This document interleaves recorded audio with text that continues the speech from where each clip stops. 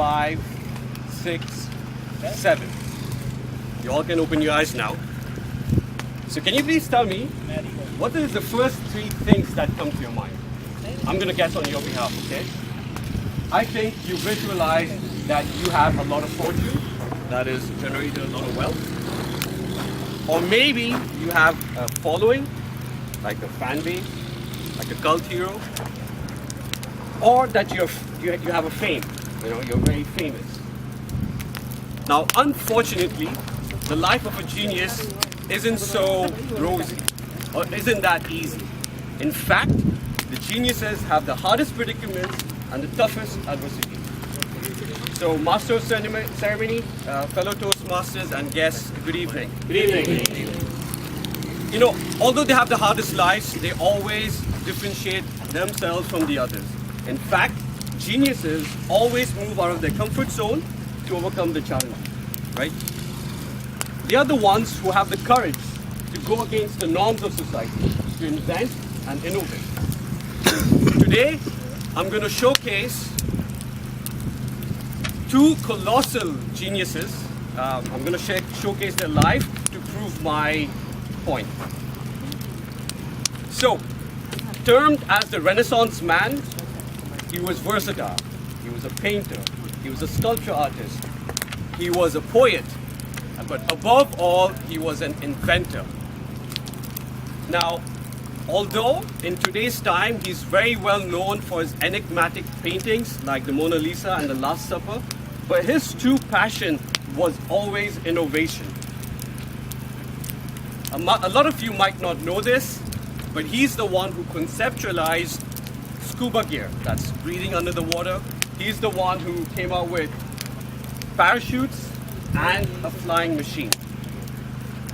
It is because of his research we were able to develop state-of-the-art technology in the aviation industry. Can anyone guess who this genius is? Da Vinci. Absolutely, it's Leonardo da Vinci. Now, Leonardo da Vinci was born in Tuscany, which is a very remote village in Italy. Okay. Now, what most of you don't know, he was born out of a wedlock.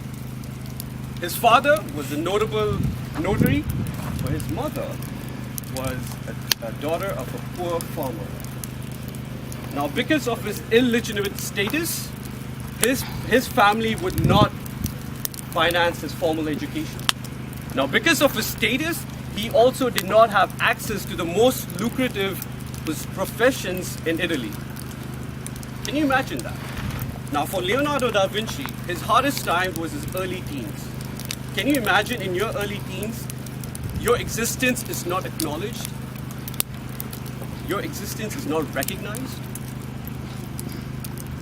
But because with his dogged determination and with a little bit help of his father, he was able to join a studio where he flourished as a painter and consequently achieved greater things.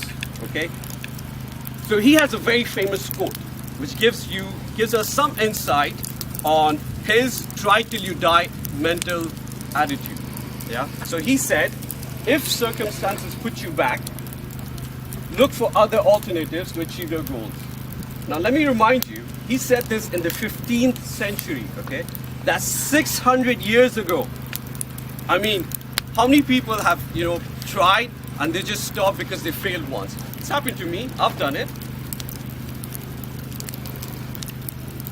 So now I'm going to move to the second genius, right?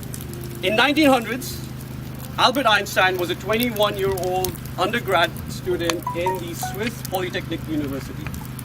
During his university, all his professors thought he would be an underachiever. In fact, once he graduated, he couldn't secure any job. His father vouched for him, who was a very wealthy man. He applied for a teaching assistant job, research assistant job, rejected. He never had a job. Finally, with the help of his friend, he did get a job. He was a clerk. Can you believe that? A clerk. He was a patent clerk working in the Swiss patent office. So for a living, what he used to do is he used to review all the patent applications that came into the office, right? Now, this job was not intellectually challenging for him. He would finish in no time. And then the rest of the time, what he would be doing is just staring outside his window, which is in his office, and visualizing equations. Now, it's during this time he came out with his theory, okay?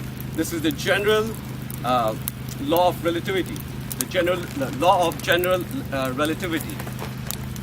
Now, during this time, he wrote 3 groundbreaking papers. In fact, one paper went against Sir Newton, against his law of gravity, right?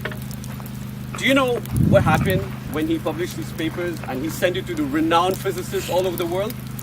Nothing. No recognition, no acknowledgement. The physicists were like, who the hell is this guy? Who's Albert Einstein? Oh, he's a clerk. You know? So they did not acknowledge him. Now, because of his persistence, for the next 15 years, okay, 15 years, and with the help of astrologists, he was able to prove his theory.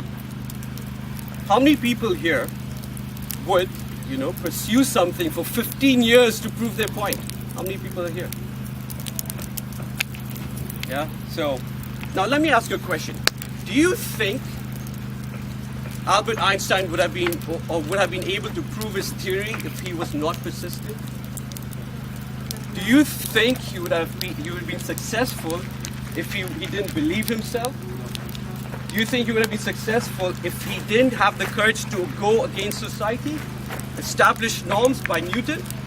The answer is an emphatic no, right? So, look, being a genius is difficult, yeah, but I don't know. I'm not sure how many of us over here are aspiring to be geniuses, right? Even though you don't want to be a genius, but you want to set a legacy, I have 3 advice for you, right? 1 is always believe in yourself, right? Don't let anyone ever tell you that you can't do it. Do not give them the satisfaction of discouraging you. Yeah? You are the master of your destiny, nobody else. Number 2, have the courage to go against society, establish norms. And number 3 is, okay, I think that's it. I'm sorry. There were 2 points, yeah. Have the courage to go against established norms. Thank you, back to you.